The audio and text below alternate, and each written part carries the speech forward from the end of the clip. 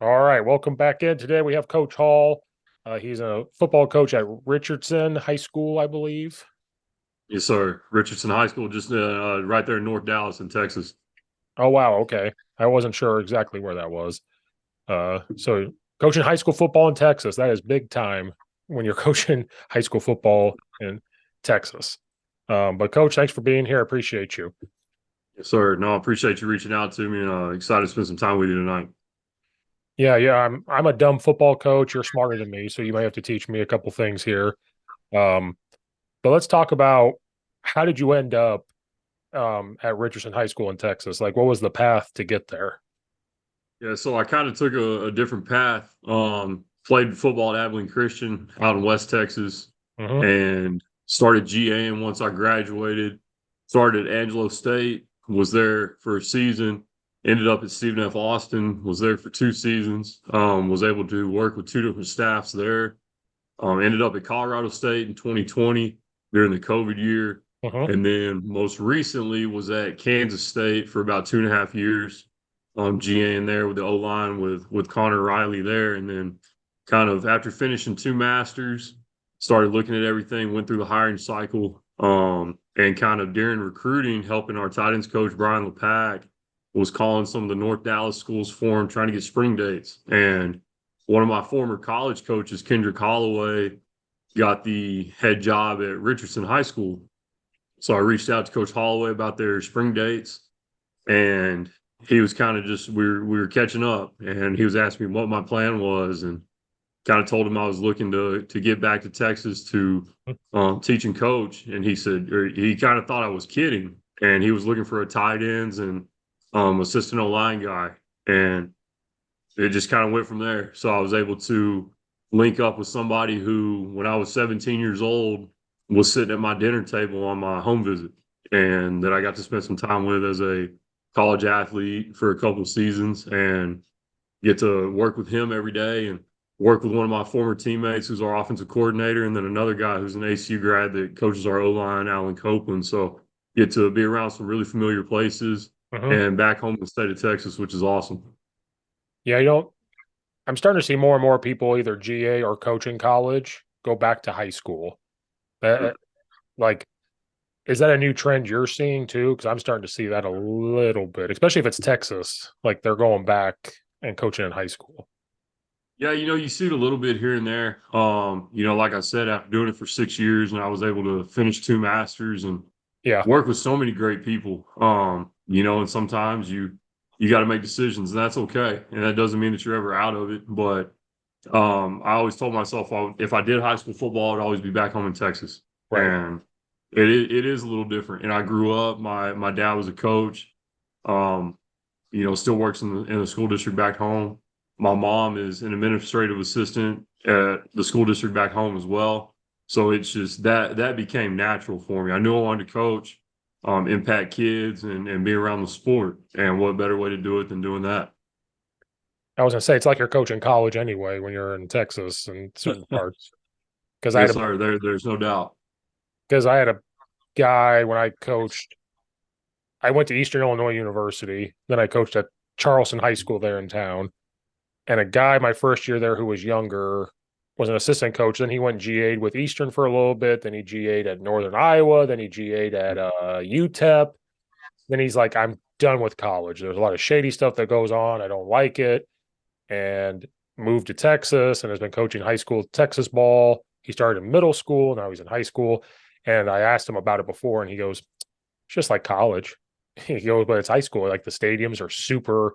I think he might be outside of Dallas too. I don't remember, it's somewhere.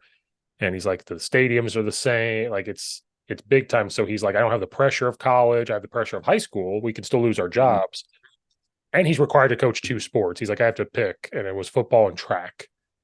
Yep. And so I was like, oh, you're forced to. He goes, oh yeah, they don't hire you unless you're doing two sports, which is crazy. And then I said, can you stop coaching them? They go, no, they'll frown upon that. I'm like, oh, in Illinois, once you're tenured, you could stop and they don't care. So it's way different in Texas. Yeah, and they I think kind of during the COVID year became more of a thing was a retire rehire. So you can Uh-huh. retire and then be hired as a kind of a part-time employee as a coach only, and you don't have to teach. Okay. So that's kind of something they start, with a shortage of things, but so you're paid differently, but you're kind of pulling some retirement with a stipend. So just kind of depends on where you're at. If you're older coach that you're done it 30 something years and you retire, maybe you get the opportunity to get rehired and just coach ball. And some of those guys end up taking that opportunity, which I think is a great thing to keep older coaches around who are so experienced that a lot of young coaches can learn a lot of good things from. Right. Yeah, in Illinois, you just have to pass a test with the state and it's good for life. You don't have to be a teacher. Mhm. And Yep. that was the big thing. And we're having problems finding just coaches, not in the building. It's across the board. After the COVID year, or maybe the year after that, we lost like 4 or 5 coaches. It took us like 7 months, like almost the Wow. football season, to find coaches. There's just none.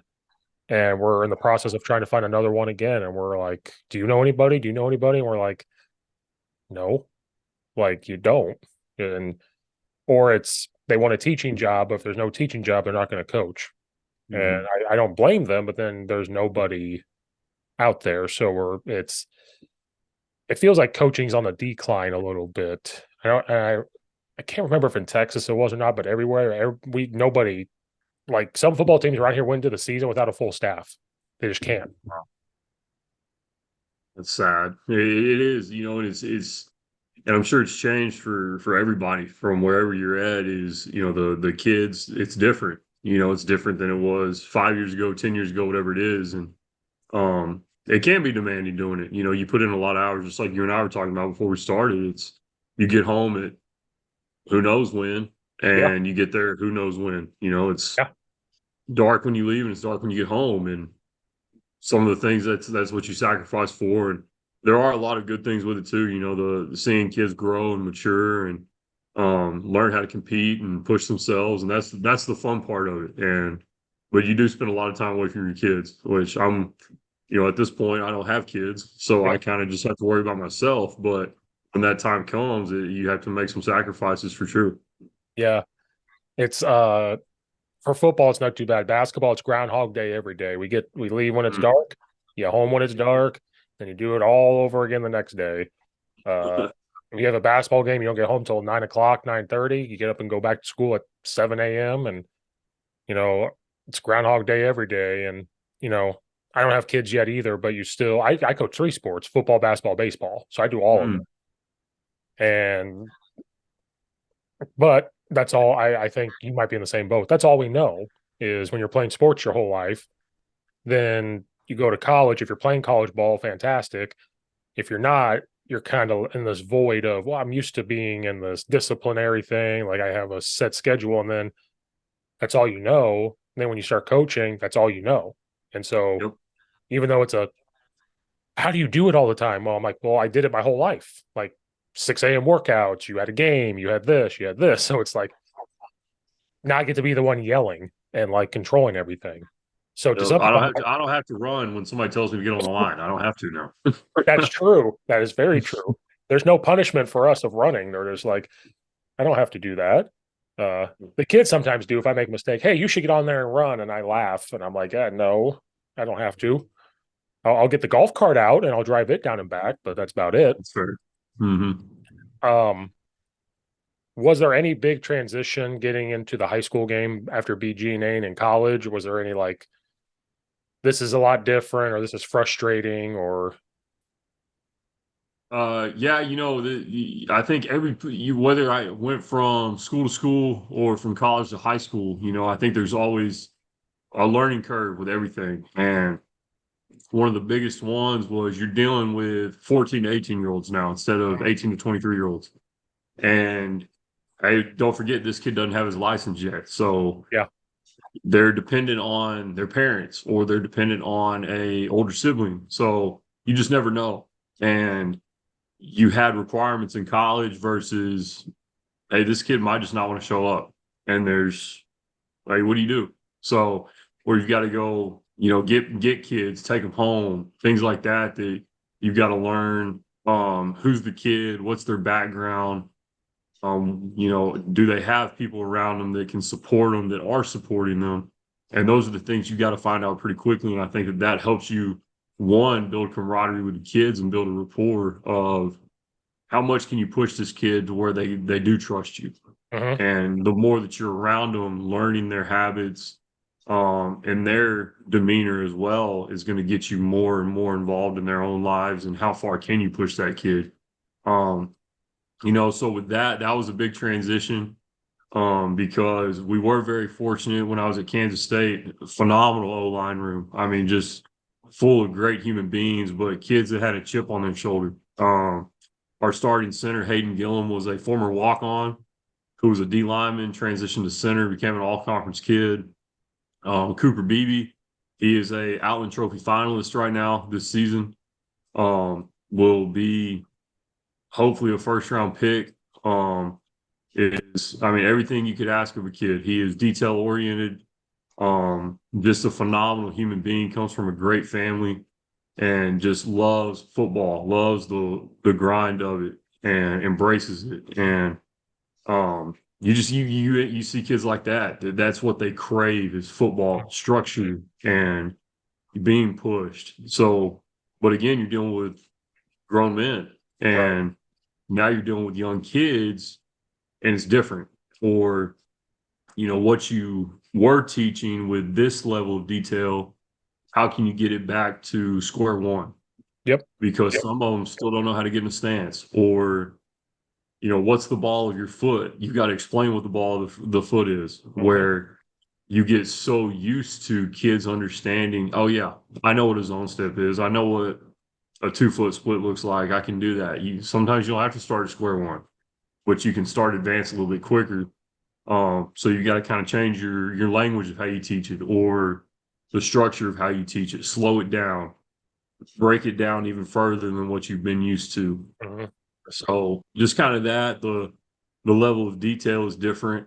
Not that I don't like being detailed, but sometimes I've got to slow down and Yep. remember, hey, some of these kids don't know what I'm saying when I say over and under, or this type of front, this stunt, this blitz. You've got to draw it for them Right. and try to teach them what it is. So you go through that transition as well, and that learning process. So, and like I said earlier, I was very, very fortunate that I grew up in a coach's office, Hmm. and hearing that from third grade until I graduated high school, I picked up on so much, and how to interact with coaches, or how to hold a conversation and interact with adults. And those are things that some of these kids, it's, like you and I were talking about, the COVID year was different for them. Yeah. The whole social structure is tough. And so you throw that into the ring, and you still learn about kids and their social skills. But then you throw teaching into it, and it's a totally different ballgame. Yeah. So I get to teach world geography. So I teach freshmen, and it's hilarious. You just never know what you're going to get with some of them, and Right. they'll tell you about their basketball games, or their cheerleading event, or somebody's trying out for soccer. And I got talked into coaching powder puff this year, coach the freshman team. So that was a lot of fun. So you got to, again, they're used to seeing you in a classroom setting, Right. or seeing you on the field, and then you got to go coach powder puff. And Oh yeah. Oh yeah. so so that was fun. So we had to find common ground. So we use Taylor Swift albums as formations, and Taylor Swift songs as plays, and that's kind of how we ran with it. And they loved it, and we were able to win one game and then lost in the championship, but they had a lot of fun, and that's what it's about. And now they see myself and Coach Copeland in the hallway, and they say hi to us, and so you're building relationships with people all around the school, Right. and other teachers, other faculty, administration, whatever it is. And that's how you build a program. That's how you build a school. Right. And it just starts with building relationships. But that never changes. That's the fun part. Right. And the thing I learned, because this is my 14th year, I started when I was 19.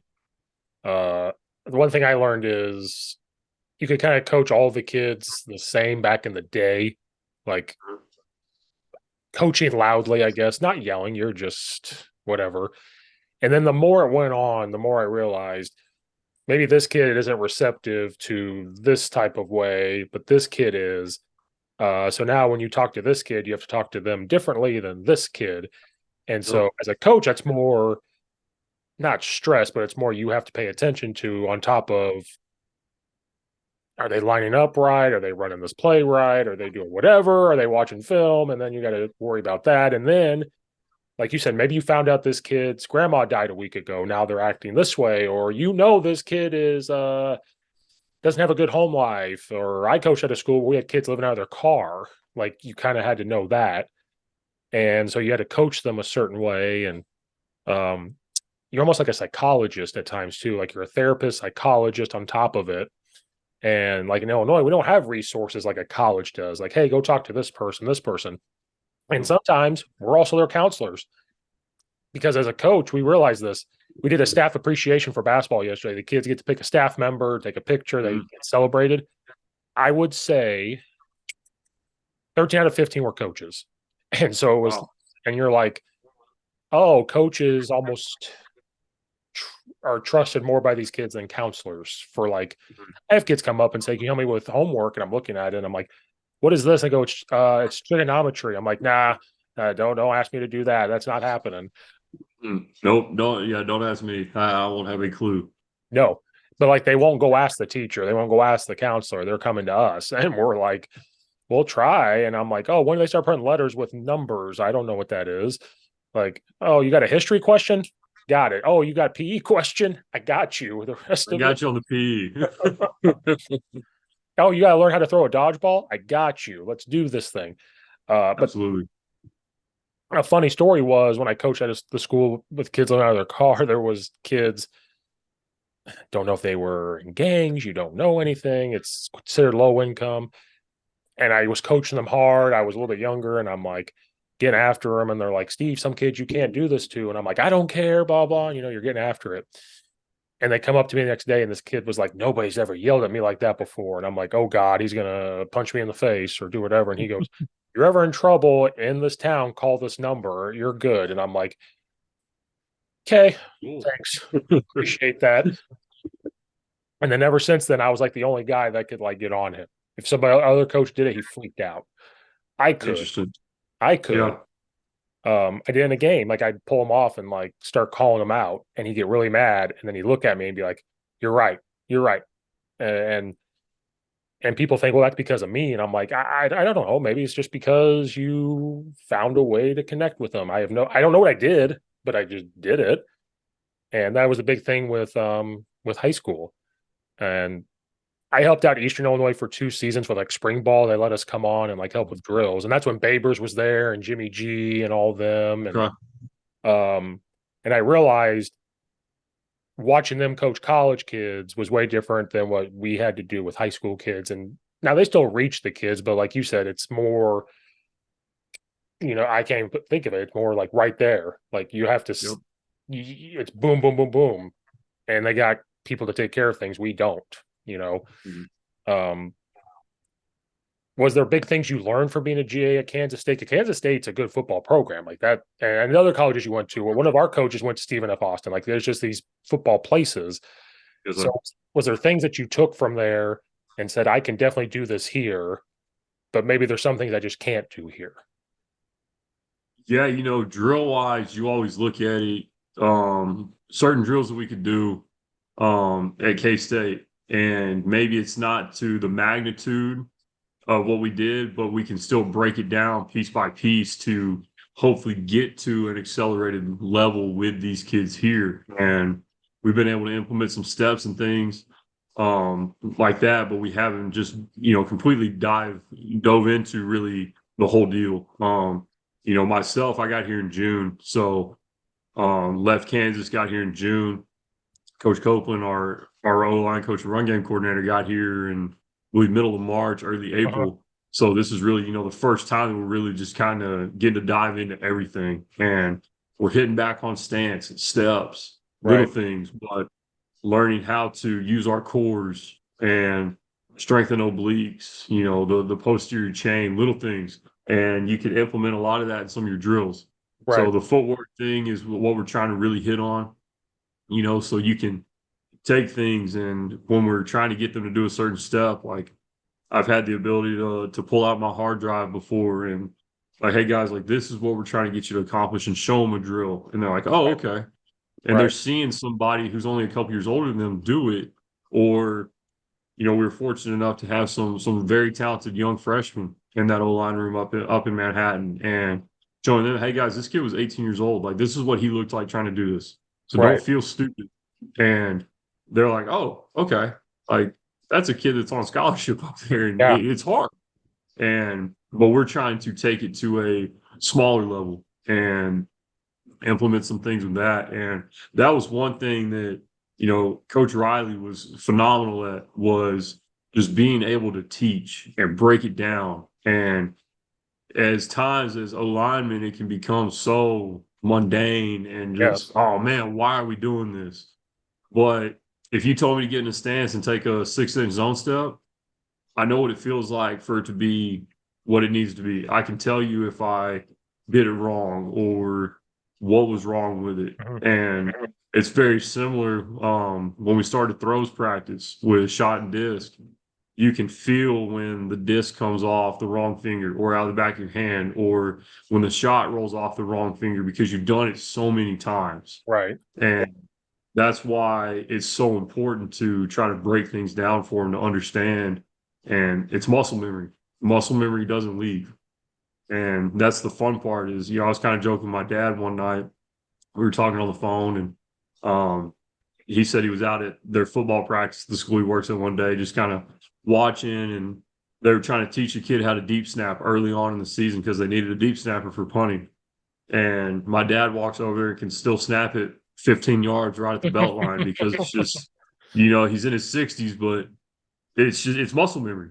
Right. And it's something that he had to do for years in high school, and something that I can still do. And it was just a tool that you put in your tool belt, but it's things that you practice. And that's what we're trying to get these kids to learn is, hey, like, we're not trying to get you to do certain things like this, but we want you to get it like this. So then as you learn that, now we can progress to the next step. And once you get that down, now we can progress to the next step. And a senior is going to hopefully be able to do it a little bit better than a freshman. But if that freshman can start learning early on and now get to that progression, can he be better than that senior when it's time? And so implementing some certain drills to learn, you can do certain things, but there's stuff that you want to stay away from. Right. You don't get as much individual time in high school. You don't get as much film time, which is okay. And that was something I had to adjust to as well, was we might get lucky and get 25 minutes Mhm. versus in college, you're real lucky. You might get an hour 30, and you're Right. watching everything from indie to inside run to half line to team to one-on-one pass rush, so you're getting everything, which was Right. great. But now you're trying to speed through the film and like, all right, here's what's wrong here. You're the two biggest issues here. Next play, boom, boom, boom. Yeah. So Yeah. it's that was tough. That was a huge adjustment for me as well. And took the film room for granted for sure with how much time we had in college. So Yeah. Because in high school, you you need to like break things down for all the kids. You almost have to like go through each spot, and you want to anyway. In college, you could probably do that, or like if there's multiple coaches of you for the O line room, you might sit. I mean, you could correct me if I'm wrong. You could be like looking at the guards while they look at the tackles and be like, "What's wrong here? What's wrong here?" Boom, boom, boom. High school, if it's just you and you're looking at it, I do it all the time, and sometimes I have to go back and like, we're just going to do these plays.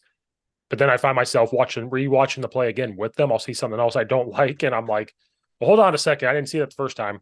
What the hell were you doing here? And then you like, or, but the one thing I learned in high school is you could joke on film. So sometimes I'll just make something up like, man, you're higher than Snoop Dogg on this play. What are you doing here? And like, or hey, when you think about a buffet and you're running to it, why don't you do that here on this play? Or, whatever it is, and the kids have fun with it. But then, like you said, the film room, you get like 20 minutes because it's so like you don't want to keep the kids there till 7 p.m. You just can't. College, you can do whatever you want. You could do whatever is necessary. Not whatever. There are some rules. The compliance will double check you on all your care logs, but you are fortunate though. And really beside the quarterback room, that O-line room usually gets the second longest film session. They just do. Yeah. I also heard that's the first GA that gets hired is the O line all the time.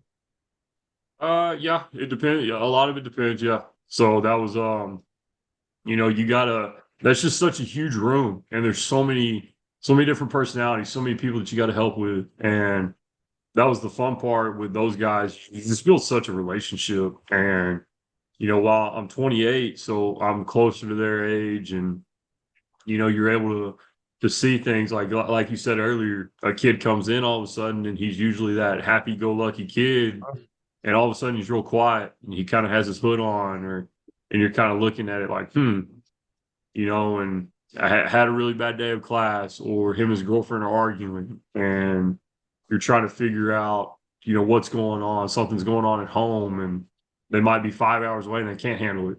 Mhm. And that's hard on them. They might come from a single parent home, and um, little sibling might be going through something that can be hard on an older kid as well.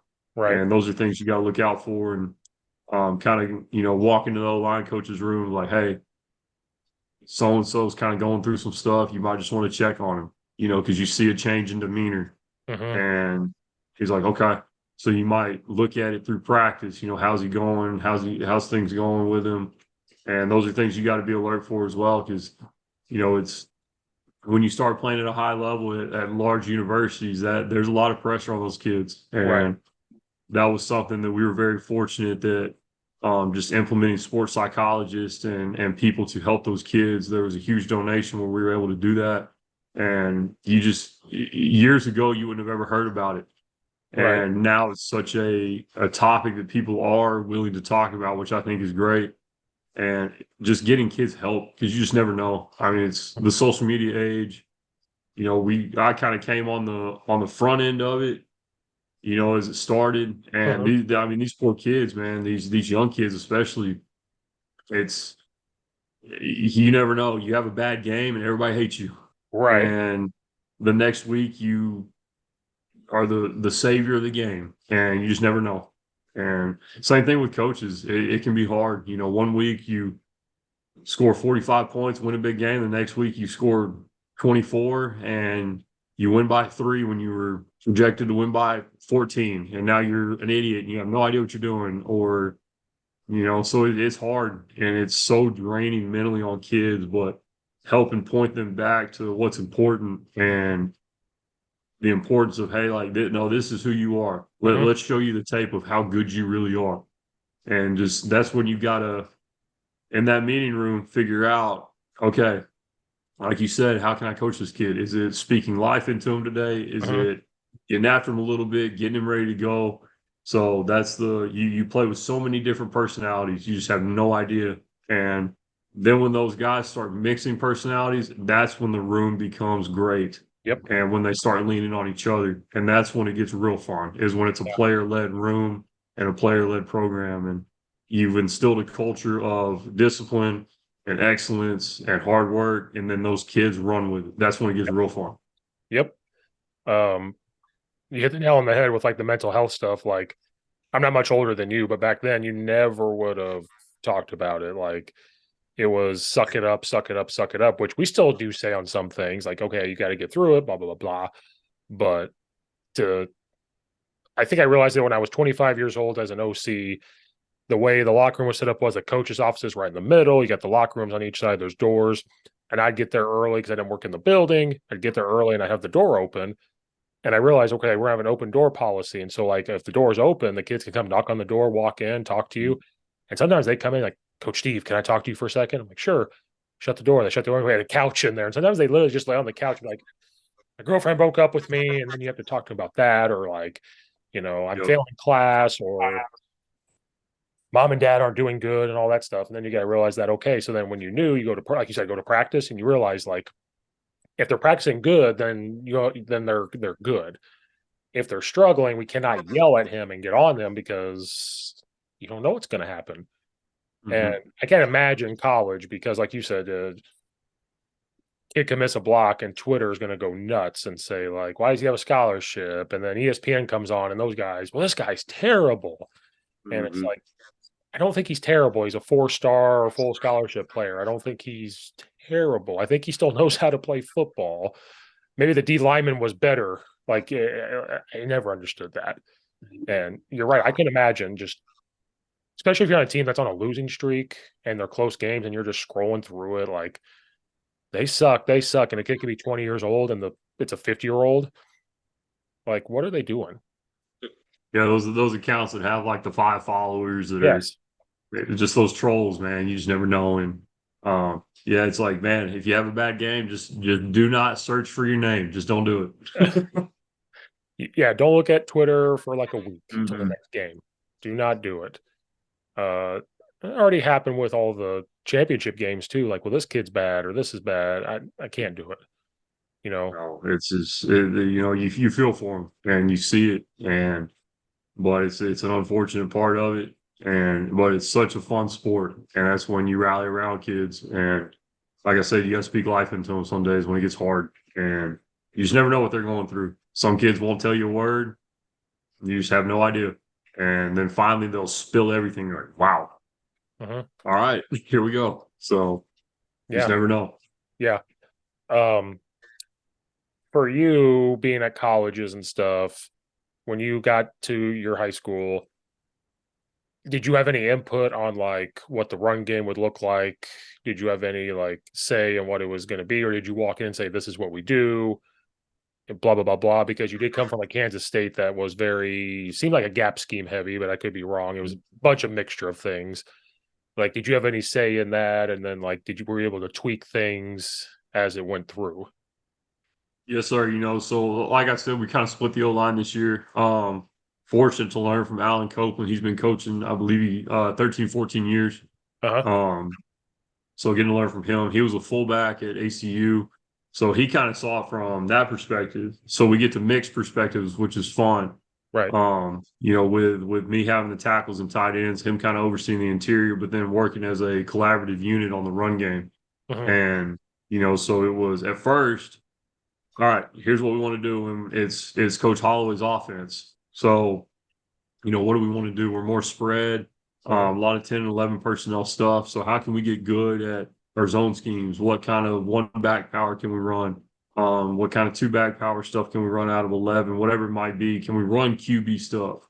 What do we want to do? So able to implement different things that way, kind of mix philosophies, mix footwork. And Coach Holloway will tell you Coach Holloway was a tight end.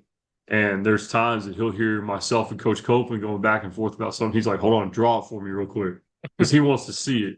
Right. Okay. So let's draw it versus a 4-man front because that's what our defense runs. Now let's draw it versus a 3-man front, which was primarily what we saw in our district. Okay. Make sure we're good on 4 eyes, make sure we're good on 5s. Okay. Split box, perfect. 3-4 structure, we're good. Um, so being able to mix that, we were actually a decently heavy gap scheme team this year, which was great. Our back, his first year starting, he's a between the tackles running back, ran for he was 4 yards shy of about 1,109 games. And I was Wow. like, can we find him 4 more? I mean, but had a great senior year, but was able to hit some things downhill. We were able to do some man schemes with some ISO, some QB ISO, where the running back was a lead blocker in 10 personnel. Um, Getting to implement some unbalanced in high school. That was a big one that we did at Kansas State. I was very fortunate to learn from Colin Klein with that stuff, which he just got hired at Texas A&M as offensive coordinator and will Yep. do tremendous things in the SEC. He is, I grew up watching him play, and you always hear about these big time players, right? Well, this is who he is as a person, you know, and everything that I heard about Colin Klein is absolutely true. He is the salt of the earth. He is a fantastic human being, phenomenal husband, father, and a tremendous football coach. And there is no doubt in my mind he will be successful wherever he goes, just because he is one competitive son of a gun, and Hmm. two, he is wicked smart. Yeah. And, so just being able to learn some of that stuff, we were able to implement some, you know, empty unbalanced or 3-by-1 unbalanced with some motions. And getting people out of fits, which was fun to implement some of that stuff and get creative. So being able to mix a lot of things and doing that with the run game was a lot of fun. And heavy gap scheme. We were heavy gap scheme at K State because that is what they're going to hang their hat on is a downhill physical unit, Right. and that is what Coach Riley wants to do. He wants to run that ball, and with the North Dakota State ties that they had, that was something they did in the Missouri Valley for years. Mm-hmm. They brought it to Kansas State, and Kansas State's had that mantra of we're gonna run the ball, Yep. and saw guys like Deuce Vaughn do some tremendous things, some unreal things as well. And now you're seeing DJ Giddens do the same thing. So, Coach Anderson, the running backs coach up there, does a great job preparing those guys. And so taking some of those things and kind of taking it back to a couple squares down. And now can we implement it? So things like that was really fun to mix philosophies and mix rules and how are we going to do it? So that got really fun kind of doing that on some Sundays. Yeah.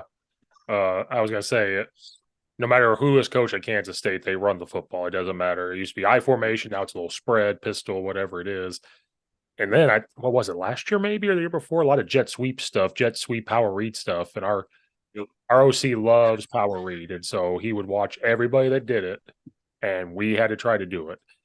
And then because we didn't really have a true kick out person. Like we just could not find the person to kick out. So it became a lot of let's run power read or power read RPOs and trying to freeze the linebacker as soon as they see the guy pull. Like, are they going to stop? And our quarterback can run, so are they going to ignite on that? Can we toss it? Power toss, all that stuff.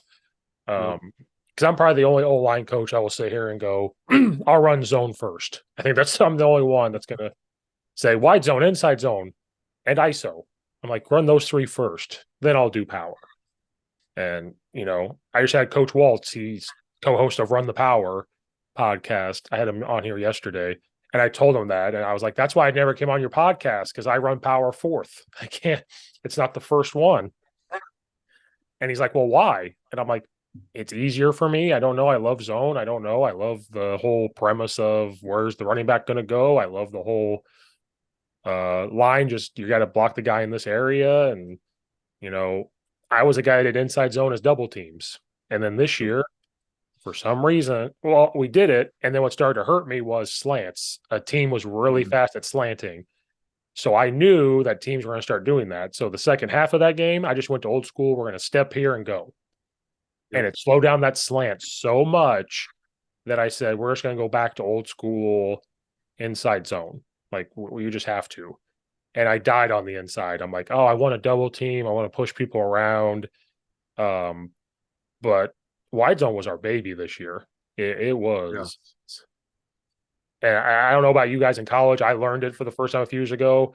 And I got on Zoom with somebody and I said, I want to learn wide zone. And they said, okay. And they're showing me. I said the words outside zone later and they stopped. And they go, well, which one are you trying to do? It's not outside zone. No. It's not. No. And I was like, oh, sorry. Still wide zone. He goes, you sure? Because you just said outside zone. They're not the same. And I'm like, well, how are they not the same? And so they got back on and showed everything. And I'm like, okay, I'm sorry. I did not mean to offend you. And I did the same thing with inside zone with a college coach. I was trying to be the jerk. And I said, so tell me, why is this different than inside zone? Trying to be in like a joke. And he was like, sat up really straight. And he goes, I've been doing this like 10 years. Like, let me tell you why duo is duo. And I'm like, I'm sorry. I was just trying to joke around. And they were real sensitive. Or not sensitive, but they're like, hold on. Kind of like the run the duo play is a fun one as well. That was something that I really got exposed to at Colorado State when I was working with Steve Adazio as the head coach up there. That was something they used to run at Florida a ton back when Urban Meyer was there, and it was something that we started running a ton of at K State. Because Coach Riley, obviously, those guys are known for running that A gap power, and where it's truly that hard downhill. Boom, I'm hitting the 8A, and that's it. And it's a true downhill running play. And we got to where we ran a lot of duo. Deuce Vaughn was very, very good at reading that Mike linebacker. And able to do it out of a lot of different formations to dress it up with some motions using, jet sweeps or jet motions with that wide receiver to take the edge player. And now you're on the shelf at who knows, 6, 7 yards, making a safety make a play. And if Deuce Vaughn is in the open field against the safety, there was a lot of times that we were gonna take that bet, and it came to fruition a lot of times with some games, and he did what he did, and it was a very efficient play for us, a very explosive play. You marry it with some really good RPOs, with some unbalanced, and you just never know. And so dual was a great thing as well, especially with a lot of 3-man fronts. To your question about the slants and twist, Yeah, you gap it out, and there's no puller. You take the inside gap, and the gap is the gap, and you take it. And it's that true power no pull is what it's going to look like, and how are they going to fit it? And that's what they gotta answer. You do it out of some 12 personnel, 13, whatever it is, and protect that backside edge with another tight end and some 13 personnel. They got to fit it. yeah, There's extra gaps, which is fun. yeah. That was the play coming into the offseason. I said, I want to do duo. Can we get rid of ISO kind of and do duo? I want more of that. The thing that struggled was we had new running backs, and the thing they struggled with was inside zone. They want to bounce or cut, and then when it came down to duo, I'm telling them to leave the backer. Where are they going to go? And they tried to bounce it early when they weren't supposed to, and it just became a whole thing. And so in high school, you got to figure out what they can do and say, okay, well, the head coach always says this. Tell me what they can do, not what they can't do. And I'm the jackass that comes in and says, I got to tell you what they can't do so I can tell you what they can do. And he does not like that. He goes, what do you mean? I'm like, well, for example, this kid cannot read this Mike linebacker and get to where he needs to go. But on wide zone, he is very good at reading the defensive end and getting downhill. So we're going to do wide zone, and it was, or on ISO, he is very good at following the wing, leading him up into the hole. Like he's very good at that. So guess what we should do? We should probably do that. Um, Yes. or the old school ISO of belly, wing and guard insert. Here we Yep. go. And I'm like, he's good at that. So let's do that. Uh, or hey, let's RPO it. We're very good at that. And that's what we did. Was this your first year there at the high school? Yes, sir. Yeah. So I've only been there since June. So first year. Oh, so you just had your first season. How did it go for the first one? We finished 4-6. So obviously not what you ever want to finish at, but played a lot of close games, lost to the district champions in overtime. And played some close games, scored a lot of points in a lot of games. So we saw improvement there with points and yards and touchdowns. Our defense did a phenomenal job in a lot of games, keeping us in. They were, I believe, a top 20 or top 25 defense in DFW Hmm, statistically, which was awesome. Put us in a lot of good situations, and were able to help us when when we weren't scoring. right, And that's what we had to talk to the kids about, was learning how to play complementary football. Is, hey, if they make a stop, we need to go get points. right. Or, if we do have a turnover or we're getting stalled out, they're making stops. They're keeping us in games, and special teams has to be good. So just kids learning football and learning situations like, hey, 3rd and 3 in this area of the field, this is probably what you can expect. But there's so many things going on in their head as a 16-year-old kid. The band's playing, and you got, your fans down here on the field. You got this group of guys running around with their chest painted, and it's homecoming, and your homecoming dates and whatever it is, you just never know. Right. Yeah. So, but just trying to get them to learn more football. Of, hey, all of a sudden, look how much tighter this 5 technique is. What do you think might happen? And do they see it? And we got to that point late in the season. So hopefully our plan is to continue to build off that as guys see pictures. Are they going to be able to see safety stacks and understand where the pressure's coming from? Probably not. But if they can start seeing, hey man, this D end, all of a sudden, they usually play a loose 5. All of a sudden he's dang near a head up. Something's up. Right. So I've got to be able to get my feet in the ground quick and then adjust. Something's probably coming to that C gap. And if something's leaving, something's coming. Yep. And stay in your gap and trust it. And don't chase ghosts and don't lose your eyes. So we got to where we were getting better at that, and Coach Copeland and myself are hoping we can continue to build off that as well. I'm gonna steal that phrase. Don't chase ghosts. I'm always like, I always say, don't waste energy. Like, what are you doing chasing this guy? We're not meant to run. Like, what are Mhm. you doing? Like, we don't need to. Another good play for us was toss, and I always told him like, if you're running toss and or even power, the guy leaves. Why are you chasing him? Look back inside. Like, don't waste time. You So know? you got to pull her coming, brother. Just Yeah, sometimes you got to stay in that gap. yeah. I'm like, hey guys, we don't have to look athletic, but we can be athletic, but let's not waste energy now. Like we're quick in a 4 yard distance. Outside of that, we don't need to be any quicker than we need to be. Like It's, when we were sitting in a meeting this year, and um, it's something Coach Riley used to always say, and I said it to our kids at a high school. I was like, you're a big ship with a small rudder. I was like, you guys know what a rudder is? It's that thing that helps you steer, right? Okay, you're a huge ship, but it's hard to change direction sometimes. Okay, some of you are a little bit stiffer. You got to work on that, but it's harder for us to change direction. And with the power read game, that's tough. Is you're telling this kid, hey, you can allow this guy to run over the top, mhm. but I've got to go. I know what you want to do, but I'm telling you, somebody's coming behind you. So let him flow over the top. We can pick it up. You take the next one, and guess what? If that play side linebacker's running out of the box and the backside linebacker's over the top, and we pull for him, get connected, you fit up on the third level safety, and we keep that ball, the referee's making the tackle. Okay. Right. So let's Yeah. make sure we know what we're doing here. And all of a sudden you're running in practice and here they come. They're trying to come off of the double team, and you're like, man. But this it's a learning curve. Yep. It is. And that's the fun part about the power read game and the gap read game. Yeah.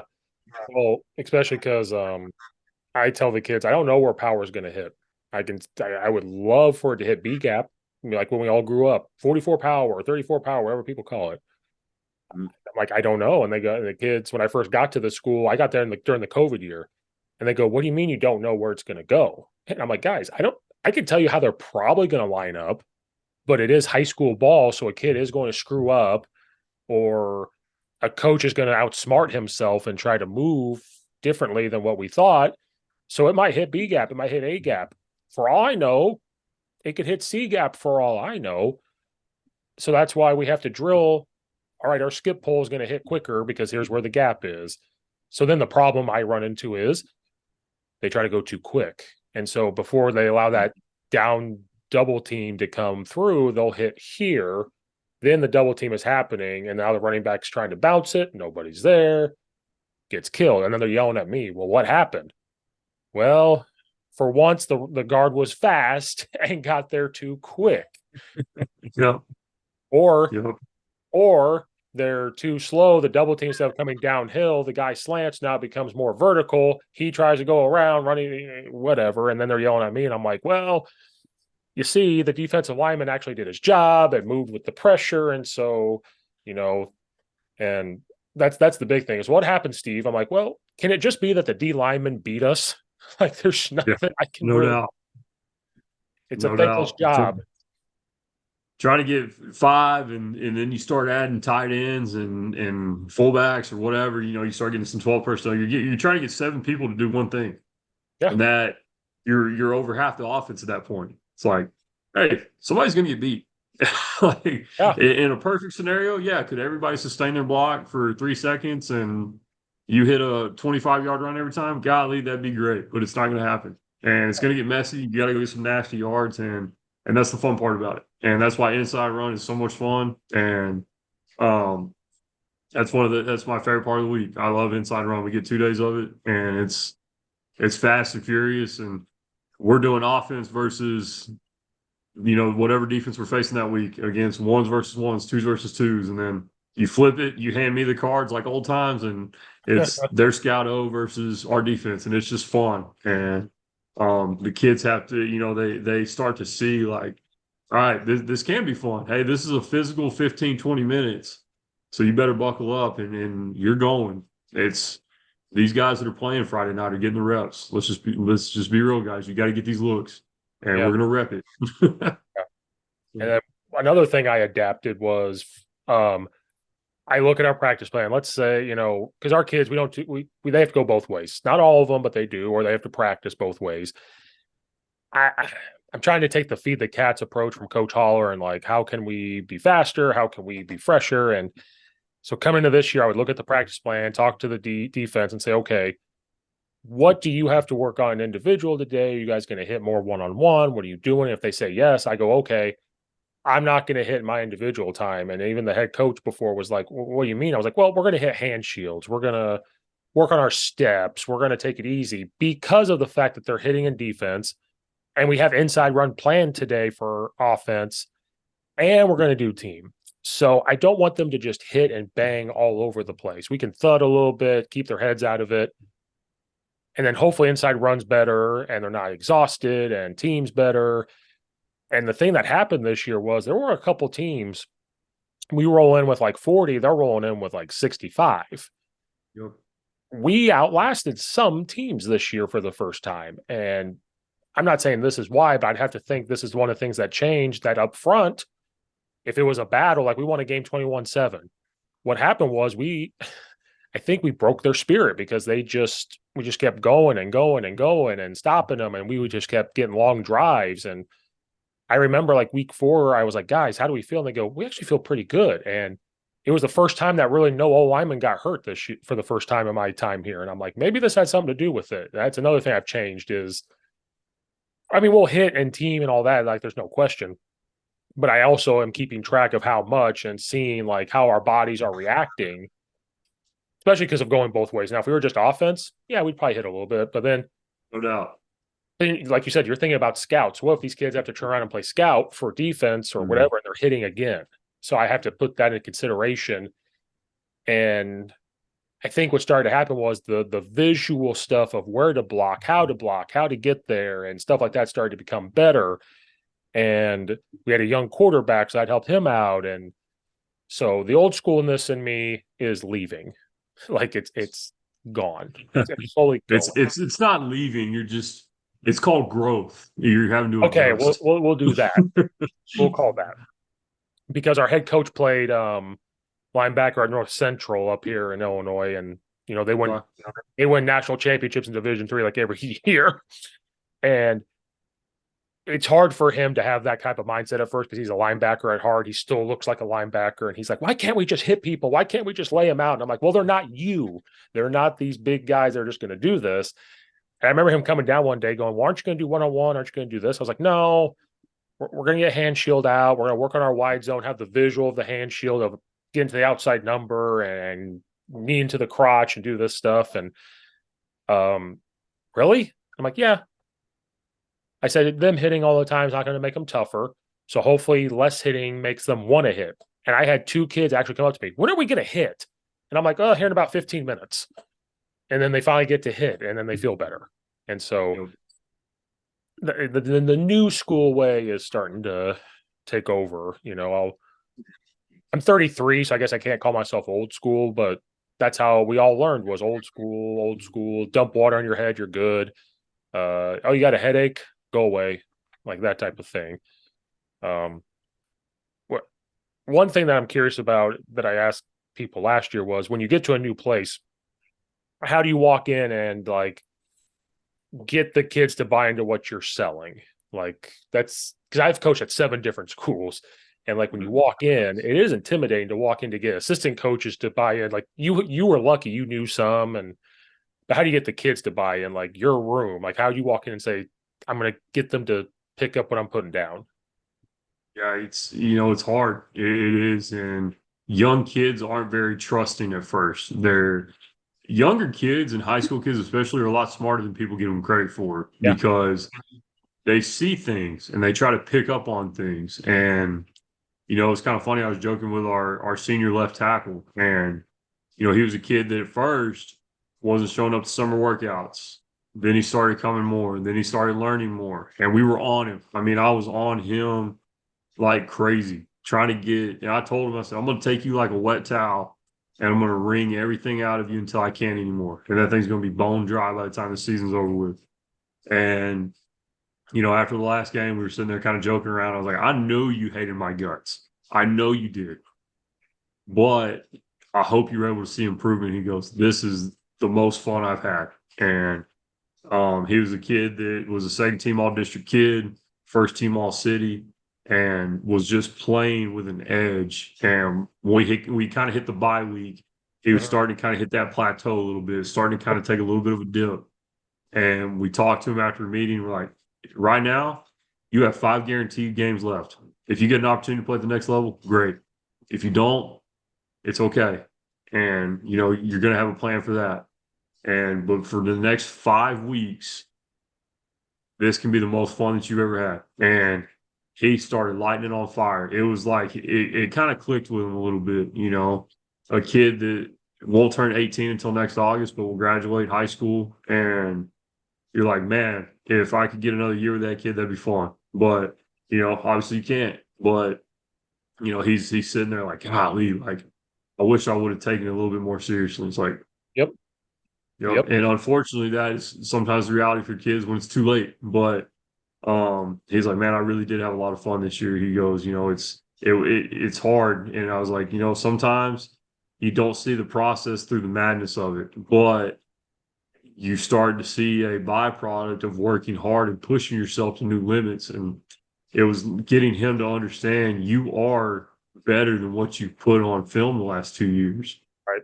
And you had to learn how to push yourself. And I had to get you to that point by staying on you about every little thing, whether it was turning in a grade sheet or taking the proper step, your hat placement on a backside 4-eye or whatever it was, making you do it 3 and 4 times before you got it right to get you to understand the detail of it. And if he never plays another snap of football, that's okay. But he finished something that was a lot harder than he anticipated this year. And he answered the bell when it was tough. And that's what's important is that kid finished strong and he finished the year on the right foot and Yep. was able to see success from making himself work harder than he had been. Right. And then, like you said, now the younger kids are going to see that, hey, this coach is really about us. He's really going to do the best. And now, like you said, that the culture building of that is, I always say, like, you always build a house with culture. You're setting the foundation right now, and then next year you're going to start building up the wall and all that stuff. And I know the culture is the buzzword and it's thrown around a lot. And until I find a new word for what that's called, I've tried this podcast last summer.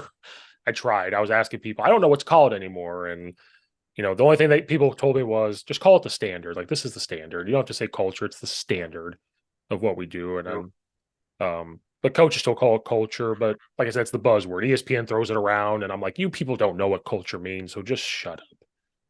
Like Stephen A. Yeah, it Smith, is. It you don't is. know. Yeah, and it is a standard. It's redefining your standard sometimes is what you have to figure out. And it's those freshmen that this worked in junior high. Yeah. That's great. I'm really glad it did. But what's the new standard? How are you going to get to the next part? And you just want to be good or you want to be great?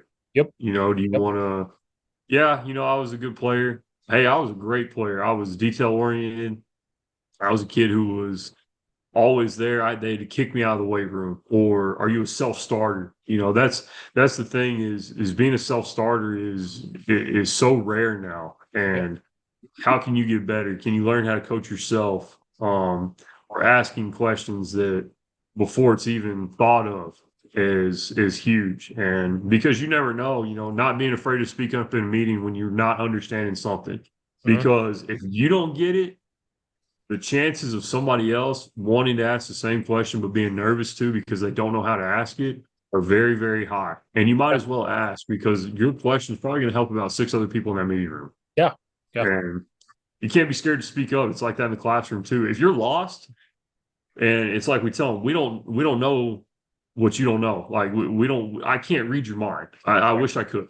If I Yeah. could, I still wouldn't sleep at night. But Yeah. but if you're not understanding something, say, hey, coach, can you slow that down or can you break it down a little simpler because I'm not tracking with you? And then let's figure out a way that you can learn it. But if you're not tracking with me, you're not tracking with the OC, with the head coach, what they're saying, we're not going to be successful. You're going to play slow. Yep. But if you start learning it and you can play fast, we're going to be successful because the good things are going to happen. They're going to when you trust the process and you lean into that standard and you hold yourself to a standard. But it comes with time. It's a learning process for everyone. If for everybody in different and everybody learns in different rates. Nobody learns the same, as we all know. Yeah. Well, Coach, I appreciate your time. This has been fun. I know it's late. Um, you know, especially for somebody like me who's old and has to do basketball and then do this. But I really do appreciate dropping some knowledge there. I wanted to end on a good note with the culture standard stuff. I like wasn't a lot of scheme, but I like talking the outside stuff. Like you said, a coach said this to me before. He's like, we all run the same stuff. It's just called different and we might do different footwork, but it's at the end of the day, we're building relationships, we're getting the kids to play and uh keeping relationships with coaches and doing all that stuff. So that's what it's all about. Yes, sir. At the end of the day, it's got to be about the kids, and it's got to be about that program and what you're doing. And it's so easy to look ahead, and sometimes it's hard for us, even as adults, to water the grass where you're at, and it Yeah. can be difficult because you might be looking for something new, but you just never know how you're going to impact that kid or even that other guy in the office with you. You just don't, and that's the important piece of it. Yeah. Well, you get better at that when you get older. Trust me. When I was younger, whoo, did not care. Did not care if I offended a coach or not. And then I got a little bit older and got put in my place. And I'm like, never mind, never mind. And now now I know how to talk to people and build and do that stuff. Like I would come off as the kid that's like, I know everything. And then when I start branching, I'm like, I know nothing and took a scale back. Especially when I was 24, 25-year-old OC, forget about it. You think you know everything. And then you Yes, quickly sir. realize you know nothing. Well, Coach, I appreciate you coming on here. Yeah, no, I appreciate you reaching out, and it was fun. So I've got some Chick-fil-A that I'm gonna have to go eat. So Like a but true yeah, lineman. Like a true lineman. all right. It was funny. We were joking about it. We did kind of a fundraiser at the school and did a pie eating contest, and of Yeah, yeah. course you get voluntold to do that. So Yeah. and winners win. I'm just telling you. So Coach Holloway kind of laughed. He goes, "You gonna win?" I said, "Come on, of course. It's an eating competition. I was born to do this, so I had to win that one." So You should get a belt with that and put on the wall. Like every year, you got to try to win this belt back from the pie eating well, champ. they gave me a trophy that's about this big, and Oh, I got a certificate, so it is what it is. you got to get a belt. You got to get a belt and put it up there. Then you I wear it know. the next time you come out there and be like, "You want this? You got to come get it." To be the man, you got to Just be. laid on the table for him. Well, Coach, I appreciate you so much. Yes, sir. Absolutely. It was fun. Appreciate you reaching out.